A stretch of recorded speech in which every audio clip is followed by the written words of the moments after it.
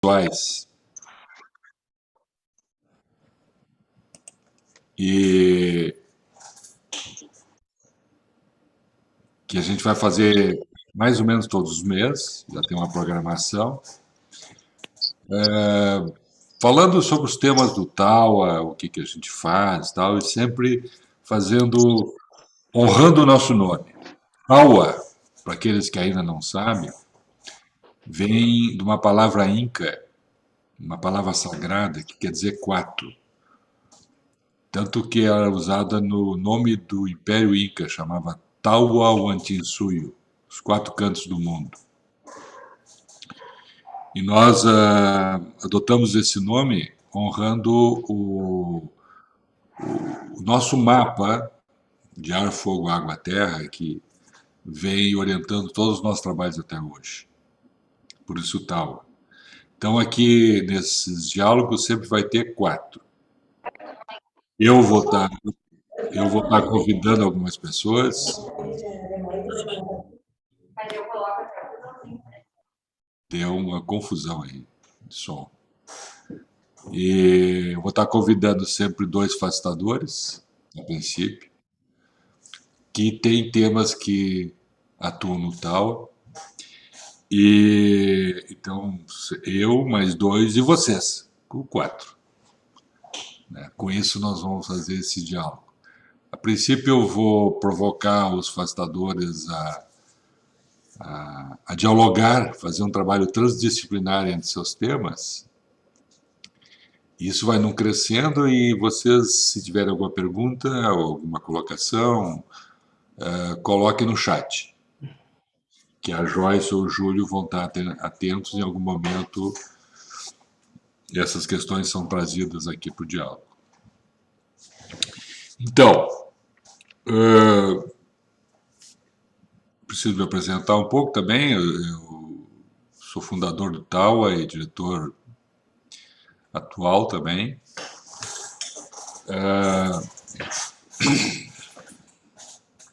Minha formação básica foi medicina, mas depois eu circulei por muita coisa aí.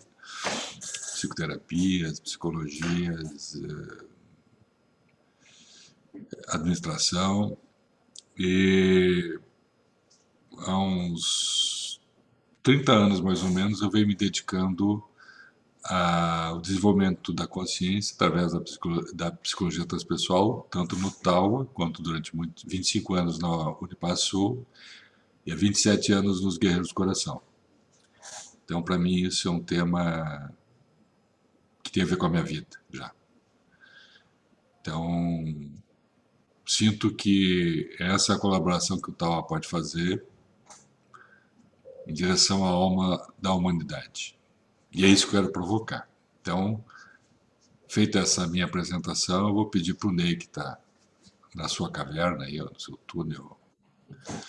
Ney, quando tu falar, quando tu te apresentar, tu já podia colocar assim, o que foi que...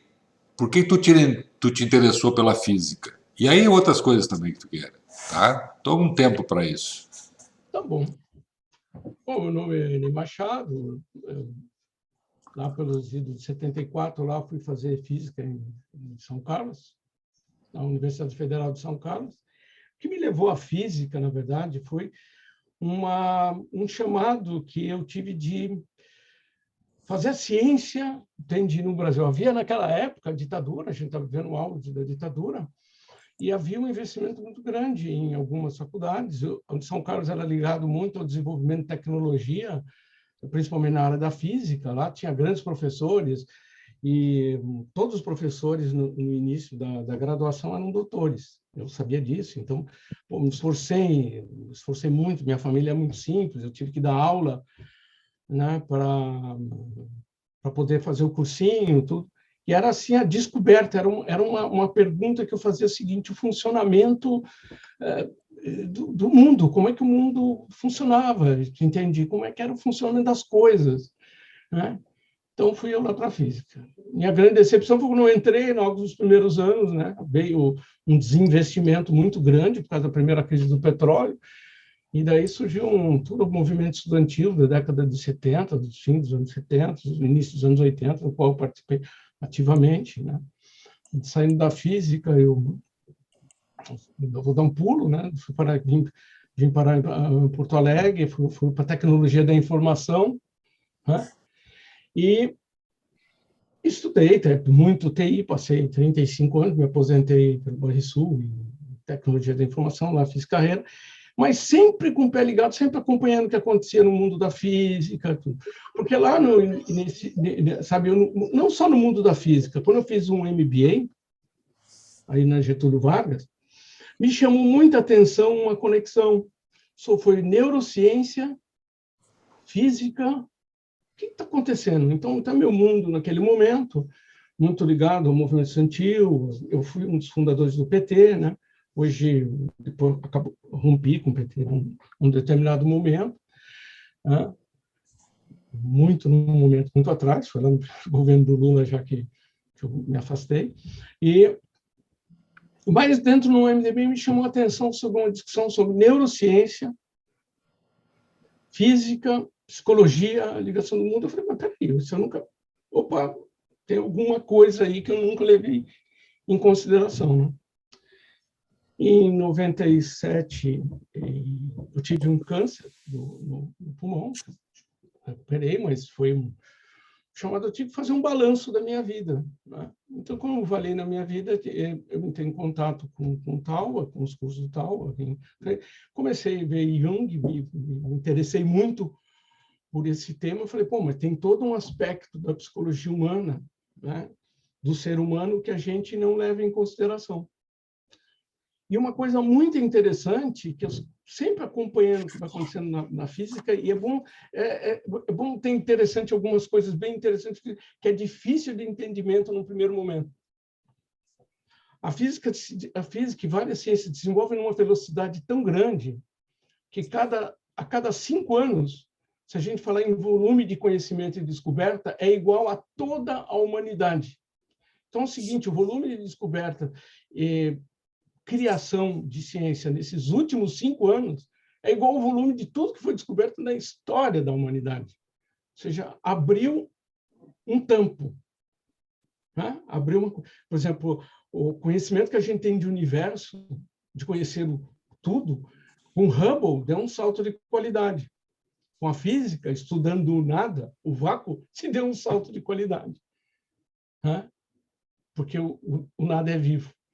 E aí que é essa relação, tu entender entre as coisas, tu entende, foram me chamando a atenção e despertando por um caminho. Por isso, inclusive, que eu escolhi esse fundo, um caminho a ser percorrido. Aonde que ele vai dar? Ninguém sabe, mas o importante é trilhar esse caminho. Maravilha. Tá, mas assim, isso me entusiasmou de fazer uma outra pergunta. E a filosofia? O que tem a ver com isso aí tudo? Porque eu sei que tu gosta de filosofia também, né? Sim, sim, ela está presente muito na minha vida, mas essa reflexão é interessante, porque hoje a física quase é uma filosofia da ciência. Por quê? Né? Como a filosofia que levou os gregos é que descobriram a geometria através de uma reflexão filosófica de como é que funciona a relação entre as coisas, né?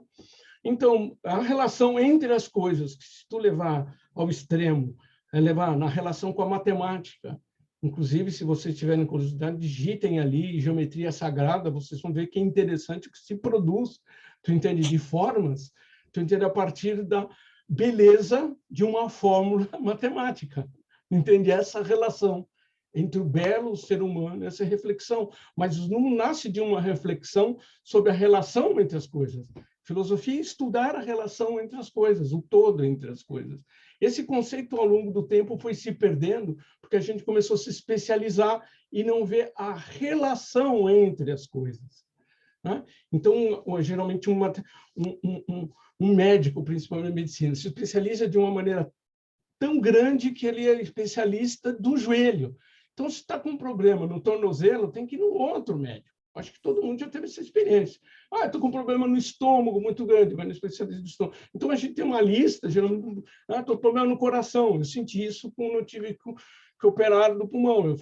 que eu tive 3 cirurgias seguidas, né? Então, um era do pulmão, outro foi do rim, outro foi do estômago. Tá? Então, 3 médicos diferentes, 3 situações, e geralmente, assim, eu estou sentindo isso, eu tenho que falar com outro. Tá? Então, mas como o corpo humano ele está ligado, entende? Todos os órgãos estão ligados entre si.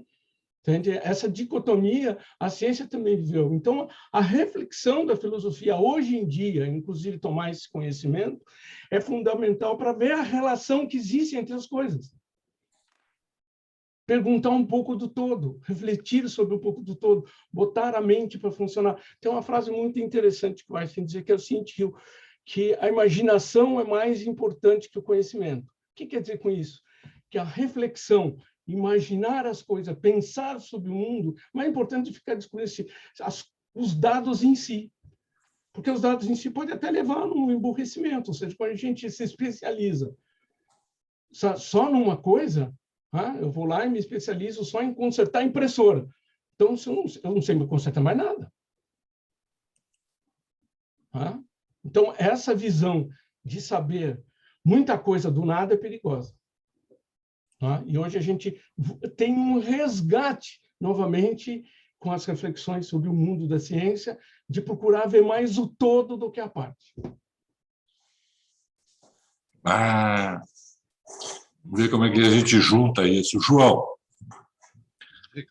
te apresenta aí por que tu te interessou pela psicologia. Né? Que é isso da tua vida? Se eu olhar hoje, eu sempre fui um buscador de como é que as coisas funcionam, nem no aspecto do mundo, eu no aspecto do interno da psique mesmo, de como é que as coisas, o emocional das pessoas, o aspecto, por que elas agem dessa forma, daquela forma, como é que isso funciona. A minha primeira formação foi em odontologia, tá? E aí eu trabalhei em odonto durante um bom tempo, com a odonto, mas eu sempre fiquei com essa vontade de trabalhar com a psicologia. E lá pelas tantas eu fazia terapia com um certo camarada, um tal de Mauro Posati, e fazia terapia em grupo. E aí teve uma determinada noite, assim, que estava chovendo, trovoada e tal, e do grupo só apareceu eu. Então, o resto não foi. E aí o terapeuta começou a trabalhar essa questão do por que não fazer psicologia? E aí eu já estava no segundo casamento, com 2 filhos. Como é que eu vou pensar em pensão, primeiro casamento, assim, cheio de comprometimentos financeiros e tal? Como é que eu vou pensar em fazer uma outra faculdade? Mas a insistência foi. E eu acabei dizendo, por que não? E isso era julho, agosto, e eu inventei de fazer Que ano foi isso? no Lembra? final do ano. Hein? Que ano foi isso? 1800 Isso é 1994. Aí eu fui fazer o vestibular assim, a minha chance era fazer vestibular na URGS. Não tinha, na época não tinha psicologia de noite em nenhuma outra faculdade. E bom, já que eu vou ter que deixar de trabalhar, alguma coisa abrir mão de alguma coisa, pelo menos não vou pagar a faculdade. Aí fui fiz um cursinho, meio ano, fiz vestibular, passei no vestibular, fiz a faculdade. Inicialmente eu tinha pensado em fazer meio ano por ano, um semestre por ano, tipo demorar 10 anos para fazer. Aí o Ariano viu, depois do primeiro ano, que ou ele acelerava aquilo, ou então não ia dar certo. Aí eu completei a faculdade em 6 anos. E aí comecei a fazer clínica, psicoterapia junto com o odonto. Até o momento que equilibrou e hoje eu faço só psicoterapia. O Jung entrou na minha vida porque durante a faculdade, na URGS não se falava em qualquer outro. A linha era ou behaviorista, comportamental, ou então nem era freudiana, era lacaniana mesmo. Tá? E nós tínhamos um grupo, tinha uma colega que fazia terapia com o Gelson, e depois Instituto Jungiano, e junto com outros colegas nós começamos a estudar Jung. E aí eu comecei a ler Jung e fascinei por Jung, porque tudo que eu lia é aquela coisa assim de é isso. Eu lia e é isso. Todas aquelas minhas questões, de repente, elas fechavam, tá? Naquele é isso que estava escrito ali. Ele sintetizava aquilo que das minhas questões, ele sintetizava numa coisa assim muito legal. Tinham me avisado, Jung é super complexo, é difícil de tudo. E ele foi, para mim, foi muito fácil, não, mas foi tranquilo de ler, porque fechava muito. Então, Jung foi uma paixão que eu continuo lendo e gosto muito, tá? Que me levou à psicologia transpessoal. E Jung foi super importante para mim, porque a psicologia transpessoal, eu entendo ela e consigo entender ela a partir do embasamento junguiano, que ela faz sentido para mim. Tá? Eu acho que ali está tudo. Eu acho que Jung, no meu olhar, e que os junguianos não me ouçam, Jung já é transpessoal muito antes da transpessoal, que é transpessoal dos anos 60. Jung, antes dos anos da primeira década, 1900 antes de 20 ali, ele já era transpessoal. O confronto dele com o inconsciente, o livro vermelho, é direto transpessoal. É só ler os 7 Sermões aos Mortos que é completamente transpessoal. A ideia é essa. Agora, João, tu foi um dos fundadores da Transpessoal do Tower. O que é transpessoal para ti? Assim, como é que tu junta isso? Eu sei que tu lê ela através do Jung, mas por que transpessoal? E por que tu está até hoje nisso aí? É uma pergunta difícil? Bom, a transpessoal, ela traz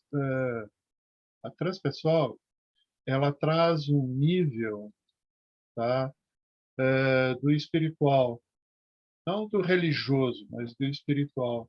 Ela traz um nível espiritual, ela vai além do humanismo por esse salto que traz a espiritualidade para dentro da psicologia. Traz esse sagrado para dentro da psicologia. E, como consequência, traz a ampliação da consciência, tá? Os estados ampliados de consciência. Fale mais. Psicologia. Bom, aí nós já vamos entrar. Claro! Isso! Esse é o diálogo. Imagina, só falta um vinho, agora nós vamos longe. Aí nós vamos entrar numa outra paixão, que é Grof, tá? Junto com a respiração holotrópica, que é uma técnica que, das que eu conheço, é a técnica, para mim, mais profunda, a técnica mais completa, a melhor técnica de trabalhar a ampliação da consciência. Então, e a partir disso, a Transpessoal, lá em 2002, 2004? Acho que foi. É por aí. 2002, tá? Que eu dei uma contribuiçãozinha para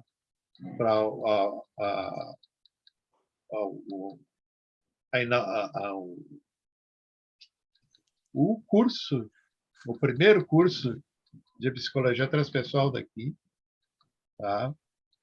Da Unipaz, na época, que foi um curso super importante, que teve um movimento com muitas turmas aqui em Porto Alegre, Rio Grande, Santa Catarina, em Blumenau, Criciúma, Faxinal dos Guedes, lá no Paraná, no Francisco Beltrão, teve em Garibaldi também. Rio Grande, Garibaldi, nem sei quantas turmas foram, 45, isso? No mais, total? mais. Passou de 50. Passou de 50 turmas. E eu participei de todas elas. E aí, convidado por ti para falar sobre Jung, né? O que para mim foi um desafio inicial imenso, mas que com o tempo se tornou também uma coisa que eu gosto muito de fazer, que é participar de seminários, e que esse ano agora foi experimentar um outro jeito de fazer seminário, que é através do online, né? Que eu não sei como é que vai ser, mas tudo está mudando, o mundo está mudando, está transformando. Hoje eu faço algo que eu não imaginei que eu iria fazer, que é psicoterapia online. Eu atendo só online, não estou atendendo presencial. E para mim era um desafio que eu vencia. Agora vai ser mais um, que é dos seminários, que tu já tem experiência bastante com isso. Sim. Quantos? Tu está desde o ano passado dando jornada, H+, um monte de coisa de online. Eu vi que eu vi que a Lonise está aí, eu tive que pedir perdão para ela. Um dia ela me falou em fazer terapia online, eu disse, mas de jeito nenhum, isso... Peixe morre pela boca, né? Eu recusei paciente via online, porque não achava possível. E mas é isso. Falar nisso me chama a atenção uma questão que liga vocês dois aí, que é a seguinte, online. Nós aqui estamos no mesmo campo, mas em lugares diferentes, né? E isso teria alguma coisa a ver com as noções de campo e sincronicidade? Por exemplo, uma pergunta para vocês dois, vamos ver o que sai aí. Passa para o Ney lá, vou ver, depois o Ney... deixa o Ney. Olha lá, Ney, o que pode nos falar sobre campo, sincronicidade online, que é tecnologia... Tem uma questão interessante que é o seguinte, que o homem não cria nada, né? Nenhuma ferramenta humana não é parte do seu corpo. Essa questão parece simples, esse tema, entende? Mas é o seguinte, quando a gente cria uma rede Wi-Fi em casa e põe o celular, hoje todo mundo usa, o celular faz parte de quase um produto de primeira necessidade, ele não está ligado por nenhum fio, né? E hoje a gente se conecta no mundo através de celular, através de computador. A neurociência já deu um passo interessante nisso, de saber quando os homens conversam entre si, forma-se espécie de uma rede Wi-Fi. Só que a rede Wi-Fi dos computadores, tá? A informação trafega na velocidade da luz, porque as ondas eletromagnéticas nessa velocidade que se movem, em qualquer lugar. Então, eu estou conversando hoje, inclusive, o Zoom, esse site que nos permite conversar, ele está nos Estados Unidos. É um servidor lá nos Estados Unidos, que armazena e distribui para cá. Então, quando a gente se liga no Zoom, a gente vai lá nos Estados Unidos e volta. Então, o que nós estamos falando está lá. E vejam só, e permite que a gente faça essa conexão, mas nós damos um salto. A gente se conecta entre a gente. Como? Quando a gente estabelece uma mesma frequência, um mesmo assunto, quando a gente presta atenção. A atenção. Tem uma coisa muito simples que acontece quando a gente anda num ônibus, um ônibus lotado. As pessoas estão sentadas, olhando para frente. Se tu pegar uma pessoa ou ficar olhando nela, ficar olhando pescoço dela, ou olhar na direção, daqui a pouco a pessoa vira e fala, pô, e todo mundo já teve essa sensação. O que é essa sensação? É quase um chamado de falar assim, olha, eu estou tentando te ler. Então, o cara pensa, antes era místico. Bom, hoje já não... Eu acho importante também esse outro conceito da ciência. Ciência nada mais faz de descobrir como as coisas funcionam quando chega ao nosso conhecimento. Elas não passam a existir a partir daquele momento. A natureza, o universo, simplesmente existe. E nós vamos descobrindo um pouco e vamos desvelando o seu funcionamento. Então, descobrir o seu não quer dizer que as coisas começam a existir a partir do momento que existem. Muitas pessoas interpretam a seguinte maneira: se eu não descobrir, se eu não vi, não existe. E aí eu lembro, toda vez que eu vejo essa frase do cientista que já sabe de tudo, eu me lembro de uma frase de um general romano quando estava construído uma estrada em Roma. Ele fala assim, nada mais a ser não tem mais nada para ser descoberto na construção civil. Nós já sabemos tudo, agora nós temos que colocar em prática. Olha, hoje tu olha e fala assim, cara, que cabeça, o cara não achar que a construção... Olha, hoje, como que nós construímos nossas coisas hoje? Todo dia tem inovação. Então, é a mesma coisa. A ciência nada mais faz do que desvelar algumas coisas, trazer para o racional, para a reflexão, essa descoberta. Então, é o seguinte, essa conexão que a gente faz entre a gente, tu entende, online, é uma conexão entre que os humanos permitem ser feito de maneira online. Nós fazemos essa conexão. E se a gente olha para as tradições, a gente vai ver que os hindus também já descobriram, eles falam um tal de campo acástico, onde tem perto de um repositório de conhecimento da humanidade. E daí a gente faz uma reflexão. Por exemplo, a agricultura surgiu quase simultaneamente em todos os continentes. E ninguém vai falar que existia jornal, internet, não sei o quê. Ela surge quase de maneira simultânea. Por que de maneira simultânea? E várias descobertas foram feitas quase de maneira ao mesmo tempo. Tem a discussão entre os irmãos Wright e o brasileiro, me fugiu o nome. Santos Dumont. Descoberta do avião. Projetos totalmente diferentes. Se a gente vê a estrutura de Santos Dumont, o jeito que ele projetou e os irmãos Wright, é totalmente diferente. Mas eles chegaram na mesma coisa, ao mesmo tempo. Quase ao mesmo tempo.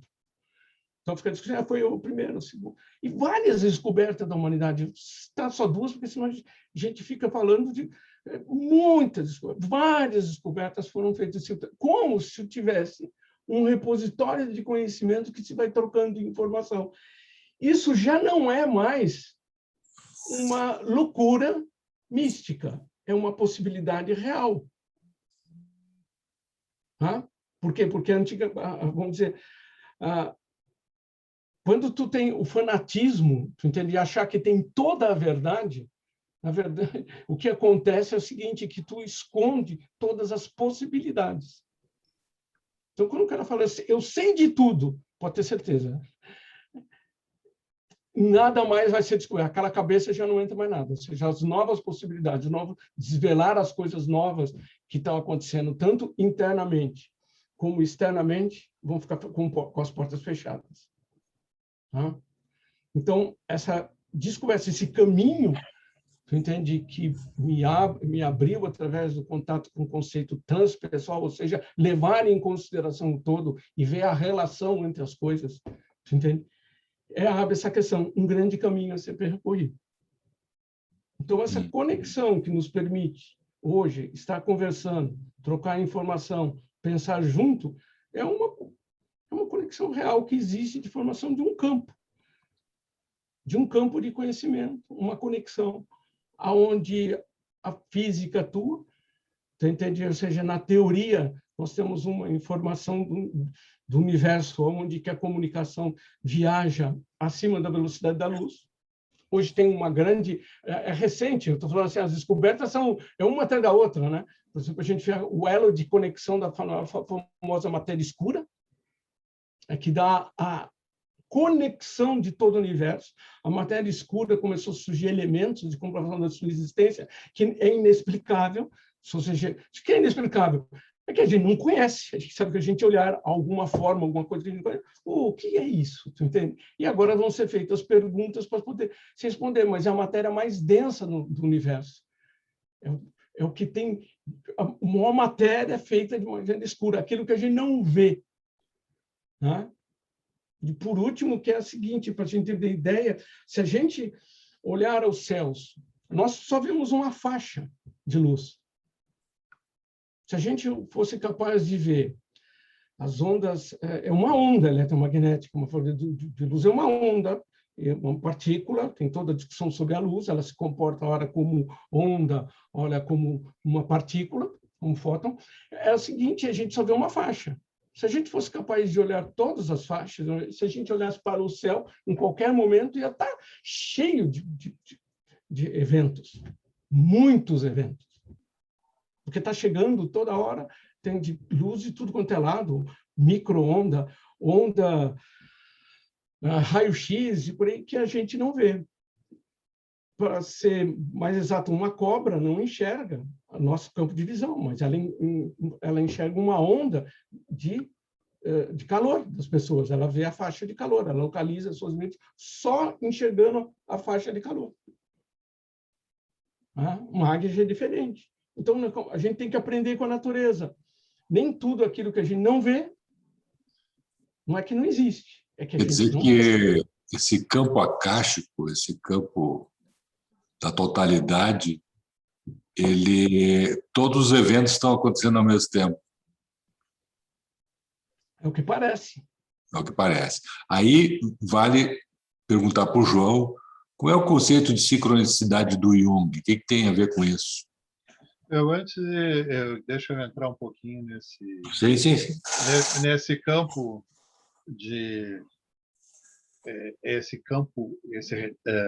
o Ney falou em depositório de informações. Esse campo de informação, o Jung trabalha isso como o que ele chama de psique objetiva ou inconsciente coletivo. Inconsciente coletivo dá alguns mal entendidos, que é achar que o inconsciente coletivo é a soma dos inconscientes individuais de todo mundo. Não é. E por isso, depois, ele trabalhou com o conceito de psique objetiva. Esse campo assim, toda a informação, tudo está lá. O antes do presente e o que ainda não aconteceu. Tá toda essa informação está lá. Jung se dá conta disso quando ele vê que várias civilizações têm mitologias semelhantes e muitas elas estão muito distantes umas das outras.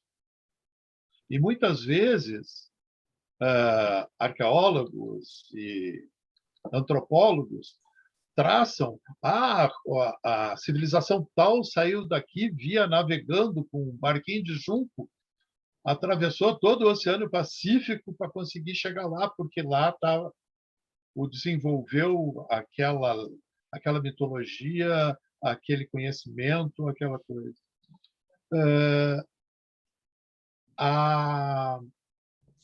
Todas essas civilizações, elas entraram em contato, porque todas as civilizações trabalhavam com estados ampliados de consciência. Tinham rituais que trabalhavam com estados ampliados de consciência. E esses estados ampliados de consciência alcançavam, chegavam até a esse campo transpessoal, além do pessoal, de informação. E traziam de lá, e significavam de formas diferentes, mas semelhantes. Tem um caso de que o Jung vai num hospício, num hospital psiquiátrico nos Estados Unidos, e de repente vem um paciente, bate no ombro dele e diz: olha lá o sol. Olha o pênis do sol balançando. Isso é que forma os ventos. Jung diz: bom, maluco, louco, né? Isso aí. 3, 4 anos depois, chega até ele uma tradução do Papiro de Paris, que a recém eles tinham decifrado, em que fala da lenda do falo solar, em que o movimento desse falo formavam os ventos. E era uma mitologia. Agora, como é que um maluco no hospício dos Estados Unidos acessou isso? Porque a loucura não deixa de ser um estado ampliado de consciência, sem controle, sem completamente descontrolado. Então ele vê isso, como é que isso pode ter chegado em formas diferentes, e aí trabalha com esse conceito desse depositário de informação, que a gente poderia comparar a uma internet cósmica. Né? Hoje em dia, o que o Ney, de alguma forma, coloca isso. A sincronicidade é um outro conceito de Jung, que ele traz, que a física clássica ela trabalha com a realidade, trabalha com espaço-tempo e causalidade. E aí o Jung vê um outro que são eventos acausais, quando A e B têm uma relação e essa relação é acausal. Não existe uma A, não é por causa de A que B acontece. E aí ele começa a trabalhar com isso e chama de sincronicidade. Inclusive, ele desenvolve isso com um físico, né? Com De Pauli. Isso. Que é um físico quântico. Aí depois De Pauli amplia esse conceito dentro da física, né? E aí ele traz umas outras questões matemáticas lá que eu não entro. Mas o Jung trabalha isso com astrologia. Um exemplo disso, com a astrologia, em que não são os astros que me fazem ser ariano, e nem eu ser ariano que faz os astros estarem naquele local, daquele jeito, naquele momento. Sabe que isso me lembra aquela... Efeito. Não é causa e efeito. Isso. Me lembra aquela fala do Groff, que ao estudar junto com o Tarnas, Richard Tarnas, que era filósofo da ciência e astrólogo, o O Groff vai trazer que, dos vários testes psicológicos que ele fez para ver o que as pessoas acessariam no estado ampliado de consciência, a astrologia, via dos trânsitos, era o que melhor informava isso, né? Ou seja, é um outro olhar, uma tradição que aprendeu a trabalhar os símbolos, né? E trazer essa simbologia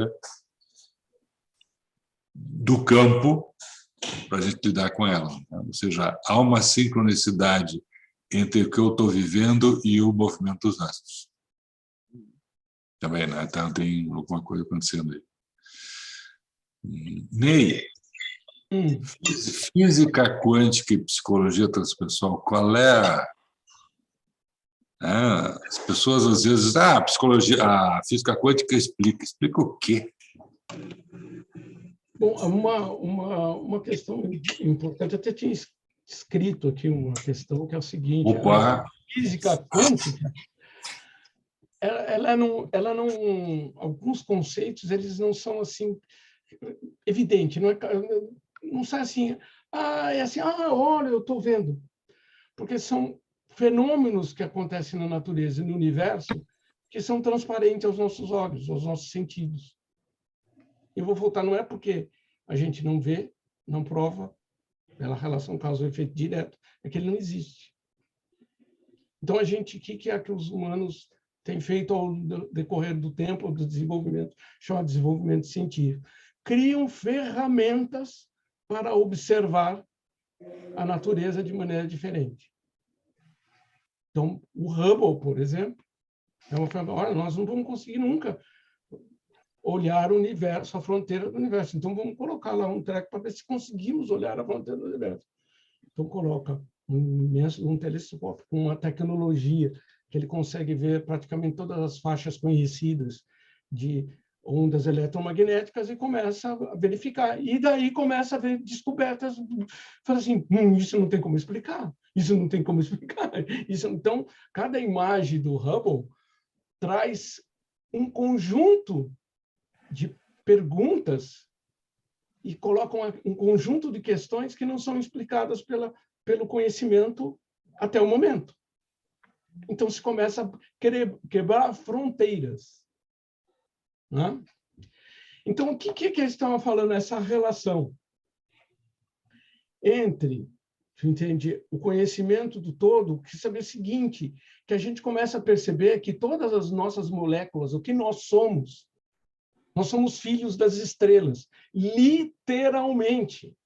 Literalmente, porque todas as substâncias que existem, zinco, ferro, carbono, é poeira das estrelas celestes. A única maneira de fazer essas substâncias é através de ficção, processos que ocorreram em estrelas. Então, nós somos filhos das estrelas, nós somos conectados. E uma coisa muito interessante, que dá um passo na reflexão sobre o funcionamento e a percepção do todo, foi quando o homem começou a estudar o nada. O vácuo, aquela pergunta, o que é o vácuo? Coisa que tem intrigado. Às vezes a gente chega numa conclusão e fala o seguinte, imagine um homem em Roma, tu entende, olhando para o céu, fala, o que tem lá depois do céu? O que ele imaginava? O ar que está aqui, a continuação, né? Não pensa assim que o conceito de vácuo, tu entende? A primeira vez, inclusive, que o homem colocar um satélite, ele não tinha certeza o que tinha lá. Eu não sei, não. O que será que tem ali? Tu entende? Então, a gente estuda no colégio aquelas Torricelli, para saber a pressão que a gente tem, a altura, aquelas, né? Se alguém se lembra disso, aquelas a coluna de Mercúrio, para saber que é o seguinte, aí surge o vácuo.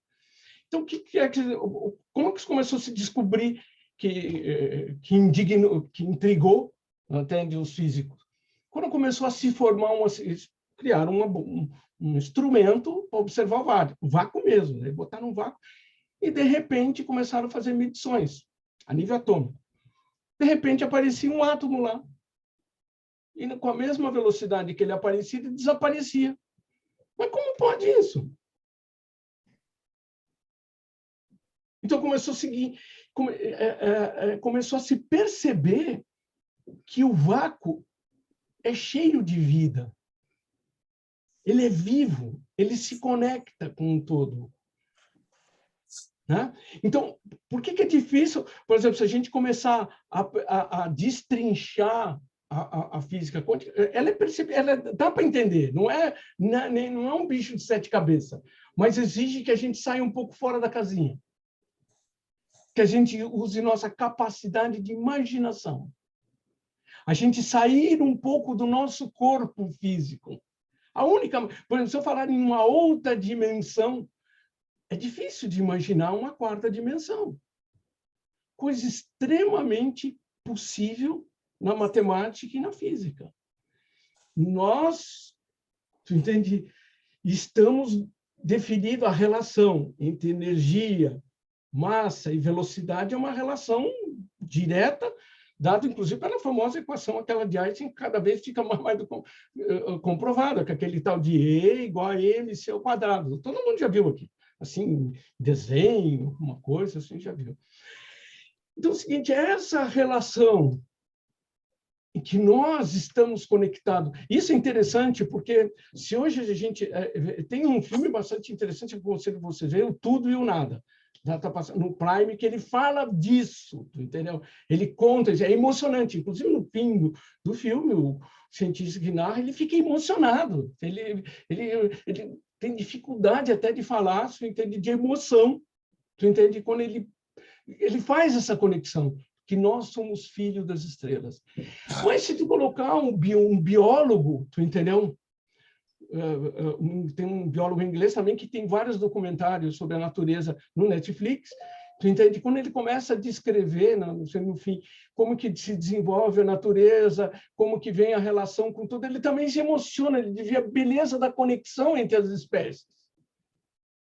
Por exemplo, o nosso DNA, tu entende que não explica tudo, mas que explica uma parte importante, é igual, tem 90% igual em todos os mamíferos, e muito parecido com uma árvore. Vida. Existe uma linha que explica o seguinte, a vida, e se a gente pega uma reflexão filosófica, é interessante que é o seguinte, se eu chegar em casa, desmontar meu carro e montar de novo, é capaz de eu fazer ele funcionar até melhor. Com o corpo humano, se eu chegar em casa, pegar o meu cachorro e desmontar ele, eu nunca mais vou conseguir montá-lo. O que acontece com isso? Então, essa reflexão, sabe, que quer dizer que ela vai mostrando que existe uma linha de continuidade entre o ser humano, a sua consciência, o universo e vice-versa. Que existe um mundo sutil, que existe algo que está acima da nossa compreensão e que, para que a gente possa tocar, é necessário sair da nossa capacidade física, é necessário extrapolar, é necessário usar a capacidade imaginativa para sair da nossa consciência. Eu diria que assim, a gente faz um pouquinho todo dia isso quando dorme. A gente sai da casinha. Às vezes a gente se lembra, às vezes não se lembra. Mas são coisas de seres humanos. E tem mensagens que a gente recebe que a gente não consegue explicar. Muitas vezes as pessoas até desprezam isso. Isso não dá nada. Por quê? Porque ela mexe com a gente. Ela nos intriga, nos obriga a pensar. Sabe, Ney, que isso me lembrou um grupo de estudo que a gente fez o ano passado, vocês dois também estavam, né, sobre a loucura do ponto de vista transpessoal. Uhum. E como loucura é sair da normose. Claro que tem, como o João colocou, acho que foi o João que colocou, o descontrole, né, que me vai levar, ou tu colocou, um descontrole total, mas tem a loucura no sair da normose, onde eu amplio a consciência, eu integro outros níveis de consciência. E aqui entra uma questão que eu acho que pode ser... Lá a gente viu os 3 cérebros, né? E as relações que eles, o reptiliano, o límbico e o córtex, e agora está sendo acrescentado a capacidade do coração funcionar como que aquilo que a gente chama de cérebro, né? Não é só o encéfalo. E que o coração, ele, por ter um acesso magnético à informação, do campo da informação, ele pode ir além do tempo e do espaço. Ele pode captar coisas muito distantes e entrando em campos além do espaço. Nesse sentido, as tradições sapienciais nos alertam que uma jornada iniciática, uma jornada de autoconhecimento, implica em aprender a lidar, a caminhar entre o consciente e o inconsciente. João, o que tu pensa disso? Tudo isso.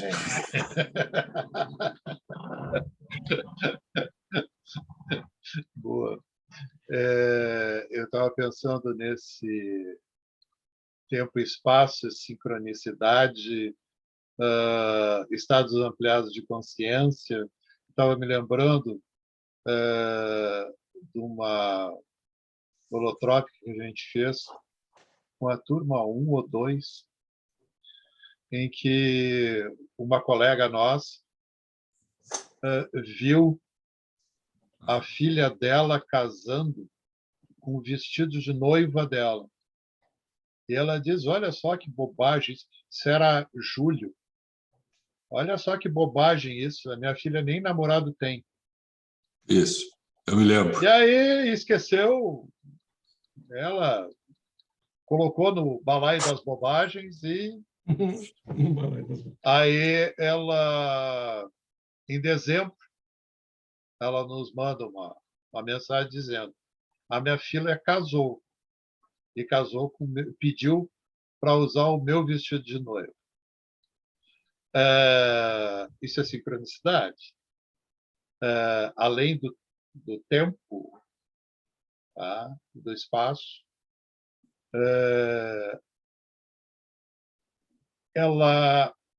Como é que ela acessou isso? E ela não falou nada para a filha, porque ela achou que era bobagem, nem comentou. E a filha acaba casando. E a gente, dentro desses rituais de guerreiros, ou trabalhando com o TEAC, o TEACIO, a gente já viu tantas coisas nesse sentido, na ampliação da consciência e o acesso, tá, desses campos que nos equilibram de alguma forma, porque nos trazem esse inconsciente, e esse consciente a um trabalho de equilíbrio, porque eles são polaridades. Eles são polaridades, e essas polaridades, quando elas se encontram, tá, elas trazem para um centro, para um meio, para um coração, sim, tá, nesse sentido. Há esse encontro. O Jung, e esse encontro pode ser de várias formas. Ele pode ser através da sombra, com o eu, dentro de uma terminologia junguiana, tá? Mas ele também pode ser de algo mais amplo do que isso. Tá? Ele pode vir realmente desse grande inconsciente, tá? Nos trazendo e trazendo um equilíbrio, tá? Não diretamente dos arquétipos, mas através dos nossos complexos. Bom, isso aí é processual. Mas assim, nós vamos mais meia hora. Então, se a gente vai ficar aqui, nós três, nós vamos longe, né? Nós só estamos iniciando a conversa transdisciplinar aqui. Mas eu quero ver o quarto. Gente, tem alguma pergunta, alguma questão que vocês tenham feito? Joyce, como é que estamos? Alô, Joyce? Fale do astral. Acho que o Júlio tem que liberar Ô, Júlio. Tem que Não, liberar o... na verdade, a gente está sem nenhuma questão por enquanto, a gente teve só um comentário que eu só não consigo identificar o nome da pessoa, mas está como K12 Prime, que é fantástico descobrir no processo terapêutico a relação entre as coisas, fatos de nossa história de vida. De repente, por aqui, dá para... Sim, porque no processo terapêutico, muitas vezes, a gente começa a nossa jornada de autoconhecimento, né? E essa jornada ela é fundamental para a gente aprender a andar entre o conhecido e o não conhecido, entre o consciente e o inconsciente, entre o tonal e o naval. Tem vários nomes para isso, né? E essa jornada do autoconhecimento é entrar no imaginal. O João agora mesmo está falando sobre os sonhos, a ciclicidade, etc.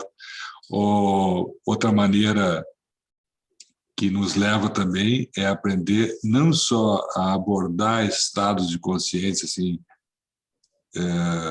ter um flash, mas a gente aprender a mudar o nosso estado de consciência conscientemente, né? O que tu pensa disso, Ney? Bom, quando a gente... Como é que um físico que trabalhava com TI faz bolotrópica? Eu quero entender isso aí. O que ele acha? Vamos entrar assim, a primeira vez que eu fiz uma holotrópica, né, eu fui cheio de... que isso aí é místico, isso não dá nada, tu entende? E nós somos num lugar onde é o sítio do Mauro ali, que tem um lugar redondo, muito bonito, tá? E aí começamos a fazer o exercício da holotrópica, tá? E eu comecei a ver umas luzes, eu falei assim, pô, daí eu pensei comigo, né? Pô, o Mauro é filho da puta mesmo, ele põe luz do seu bolso ligando assim, só pra gente achar que tá falando. Aí eu pensei comigo, mas eu tô de olho fechado. Aí eu meio que tomei um susto. Eu estou de olho fechado, como que essa história? E né, isso começou a vir, né, eu comecei a acessar coisas internas minhas, tu entende? Que eu nem podia fazer ideia de que elas estavam vivendo e me atrapalhando muito a minha vida, bloqueando vários aspectos da minha vida. E a minha relação com a minha filha, com meu filho, com minha esposa, tu entende? Isso começou a ser desvendado. Quando a gente começa um caminho, não quer dizer que a gente descobri, está tudo resolvido, porque não é um processo. Como tudo na vida, a gente tem que caminhar, né? Então é o seguinte, quando tu percebe isso, tu entende? A gente começa a falar assim, pô, mas tem um caminho. Esse caminho. E daí, o que eu fiz? E como trabalhar com TI tem uma vantagem também, que tem que conectar as coisas, né? Tem que conectar conhecimento lá do negócio com a internet, com a coisa. E como eu também fiz isso muito por uma trajetória que a política também faz isso, a filosofia também faz isso, e eu tenho uma facilidade muito grande de fazer isso aqui, o tipo de mente que eu tenho. Eu tenho uma dificuldade muito grande, por exemplo, de saber o nome das pessoas. Nome de rua, então, eu sou uma piada com nome de rua e mapa, né? O Waze me salvou. Tá? Mas eu tenho facilidade muito de trabalhar com conceito. Tá? E os conceitos têm essa capacidade. Então, é o seguinte, eu comecei a ligar as coisas, entende? Falei assim, pera, tá. Então, esse caminho que se abre, né? Eu gosto muito da seguinte frase, quando a gente... e aí, voltando um pouco para a ciência, a gente vê na história da ciência vários cientistas que enlouqueceram, que tinham dificuldade de relacionamento, não conseguiam nem se alimentar direito, tu entende? Ou seja, os caras saíam da casinha, mas tinham dificuldade de voltar. Eu gosto daquela definição que é o seguinte, esse mundo do conhecimento mais amplo, geral, do autoconhecimento, do conhecimento mais amplo, é como se fosse um mar. A diferença entre o sábio e o louco é que o louco pula e não sabe nadar. O sábio sabe voltar. Tá? Então, é importante que a gente aprenda também a fazer esse caminho. Porque a saída não é só sair fora da cadeia, não é só pegar, é saber ir e voltar. Porque nós vivemos nesse mundo, num mundo denso. Então, por exemplo, assim, ó, é saber se relacionar com as coisas. Tá? É saber como que a gente utiliza isso ao nosso favor no mundo que nós vivemos. Nós temos responsabilidade com esse entorno, com essa vida, com o emprego, com a vida, de construir. Um jovem tem que ter uma profissão, tem que ter um projeto de vida, tem coisas a serem feitas no mundo. Tá? Não é só tu tem que sair meditando e saindo para um mundo amplo, geral e restrito, e lá que vai. Não, é saber relacionar, saber ir e vir. Entende? Então, essa questão ajuda muito a vida, ajuda a ver de maneira mais ampla, a conhecer a si mesmo, ver seus limites, ver suas fortalezas. Eu tinha coisa que achava que era defeito meu, que é defeito, mas também é uma fortaleza, que eu posso usar dos dois lados. Como que eu vou usar isso? Então, eu consegui, de uma certa maneira, às vezes, é bom fazer às vezes a gente acha que está tudo resolvido, não está nada, descobre que não deu certo. Tá? Eu me lembro de um amigo que falou assim, eu estava meditando, tranquilo, 1 hora de meditação, daí abriu a porta, minha filha me falou um negócio, merda! Caiu tudo por terra. Às vezes eu faço isso. Mas saber dar um passo atrás. Saber que fez isso. Antes eu fazia, achava que não tinha feito nada errado. Pisei na bola. Já é um passo. Entende? Então, essa de relação, o mundo e olhar para a natureza nos ensina a fazer, ensina a ver que nós somos humanos, tu entende? E que existe uma trajetória, que não existe, a não julgar também, não saber se as coisas são ruins ou são boas. Às vezes são boas e são ruins ao mesmo tempo. São as duas coisas. E saber conjugar, e saber viver com isso é importante.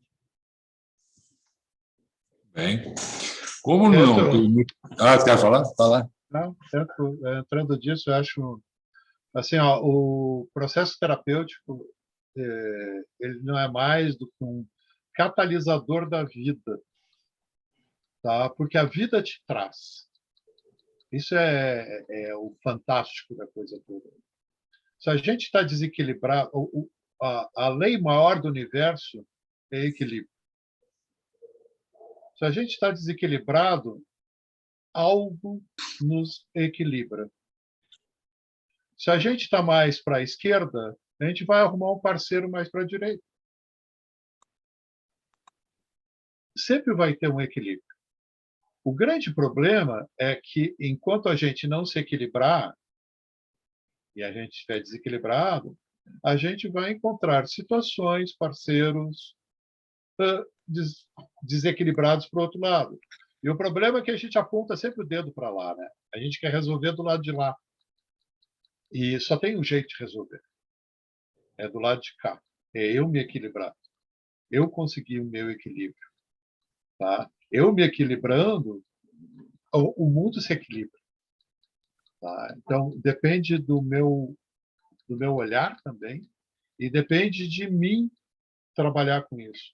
Às vezes a terapia funciona nesse sentido, no sentido de trazer, iluminar, dar consciência a essa coisa que inconscientemente está sendo trazida o tempo inteiro, o que eu chamo de desafio. O universo está sempre nos desafiando. Ou melhor, a nossa alma está sempre trazendo alguma coisa para nos desafiar. Isso. Muito bom. Eu estou vendo aqui, está rolando um papo aí entre alguns assistentes para ver se vai ter algum trabalho de ampliação da consciência. O Carlos provocou e os outros... Né? O que o Júlio falou que eu não sei? O Júlio, a Rita, já estou até o querido colchonete marcado. Mas assim, posso dizer que sim, quando terminar, a gente vai ter um trabalho de ampliação da consciência no astral. A gente se encontra lá. Tá?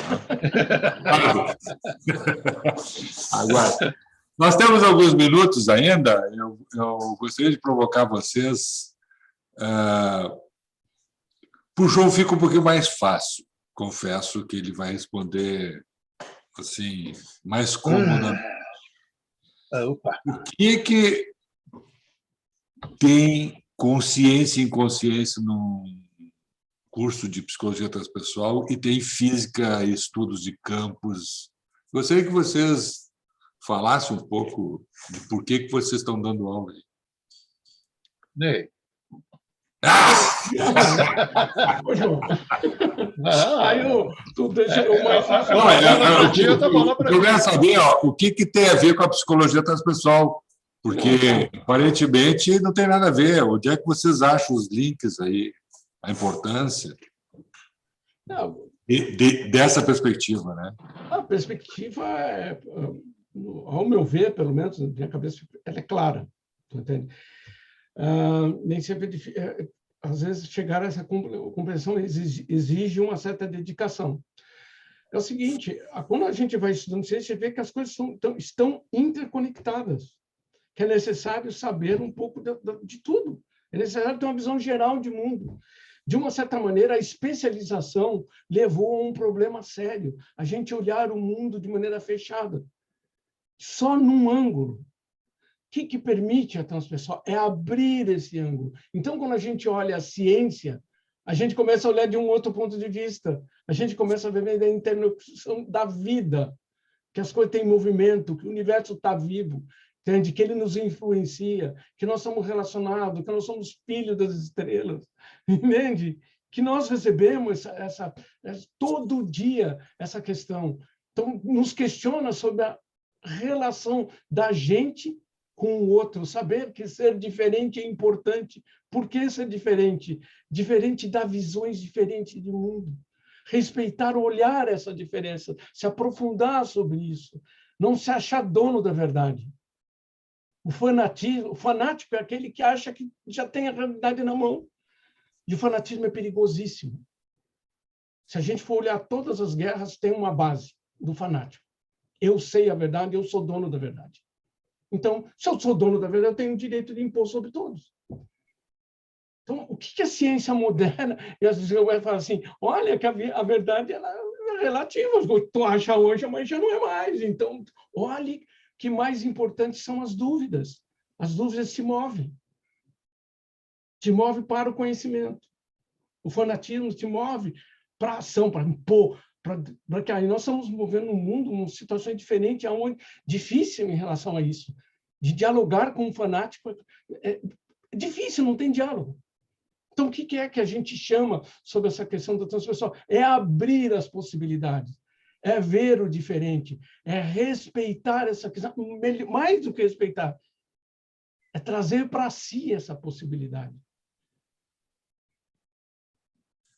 Aí. Tá bom. Então,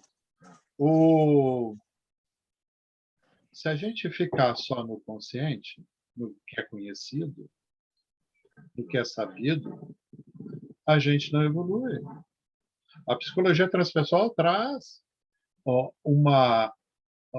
a ideia de ampliação de consciência, a ideia de abrir outros caminhos, outros mundos, outros canais, ampliar essa realidade nossa e que está muito espremida, está muito presa. Isso é trabalhar com o inconsciente. É isso, tornar consciente aquilo que é inconsciente. É trabalhar com isso que ainda não tem nome e trazer para cá, de alguma forma, de algum jeito, tornar isso consciente, tornar-me consciente de mim mesmo. E esse autoconhecimento, tá? Ele só pode ir para esse lugar do desconhecido. Eu tenho que desbravar esse lugar para conseguir evoluir. Muito bem. É uma jornada, sem dúvida.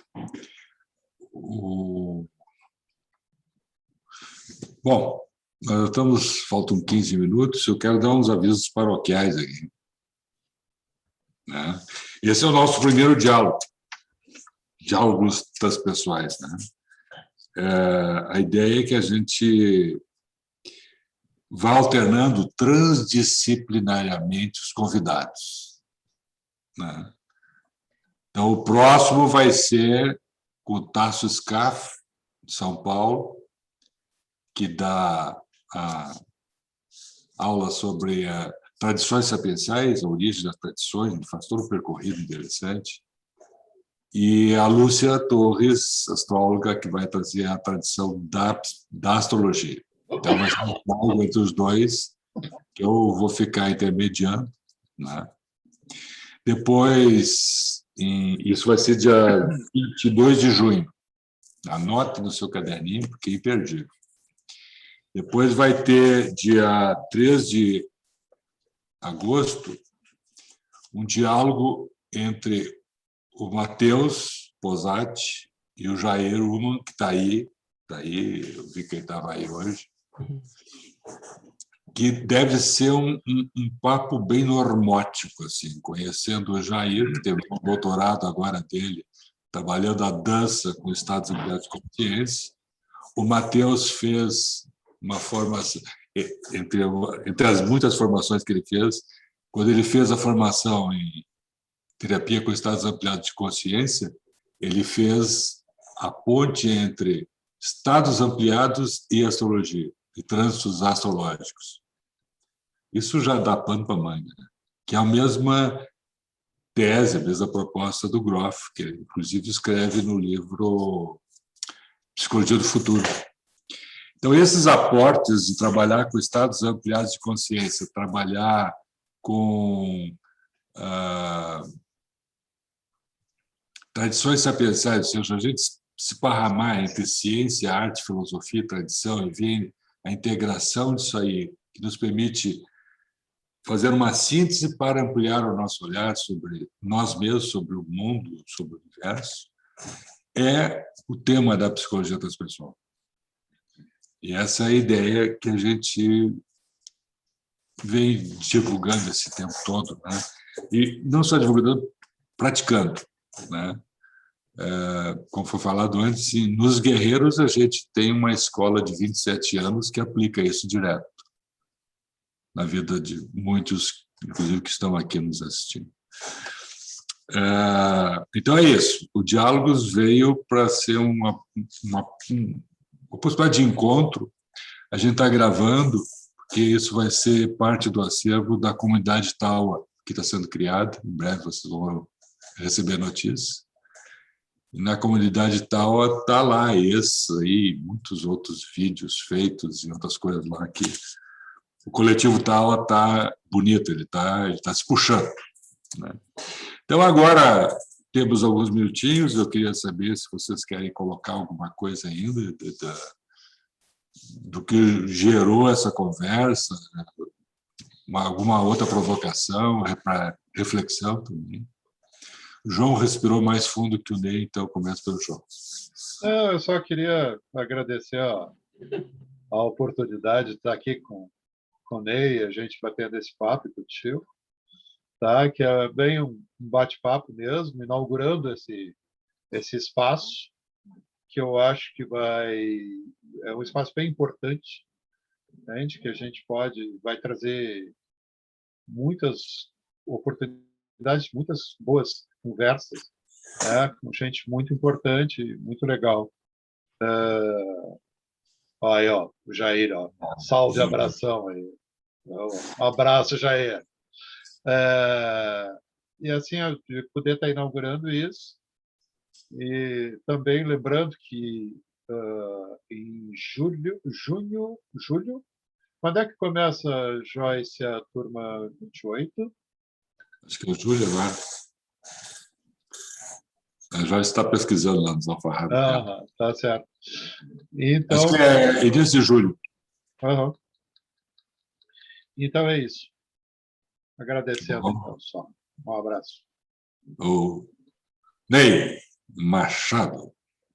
Bom, é um Estou prazer. silenciando. Ah, Eu acho que o Júlio silenciou ela.